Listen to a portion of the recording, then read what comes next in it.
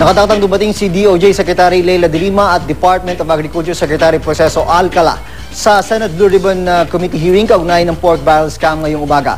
Para sa detalye, may news to go si Jam Sisante live. Jam? Yes, June, kumpirmado ang darating sa pagdinig ng Senate Blue Ribbon Committee si Justice Secretary Leila De Lima at posibleng kasama raw niya ang ilang whistleblowers sa pork barrel scam.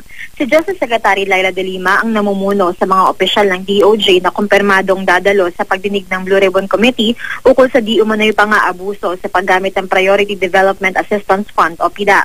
Bukod sa kanya, darating din sina DOJ Assistant Secretary Zabidin Aziz, Prosecutor General Laro Arellano at iba pang opisyal ng DOJ. Bukod kay De Lima, inaasahang dadalo ring muli si Agriculture Secretary Proceso Alcala. Pinapaimbestigahan din ni Alcala ang di umano'y maanumalyang paggamit ng PDAF noong nakaraang administrasyon sa pamamagitan ng implementing agencies na NABCOR at DIREC na nasa ilalim ng Department of Agriculture. Inaasahan ding darating ang mga dati at kasalukuyang pinuno ng NABCOR at DIREC na nauna ng ginisa sa nakaraang pagdinig.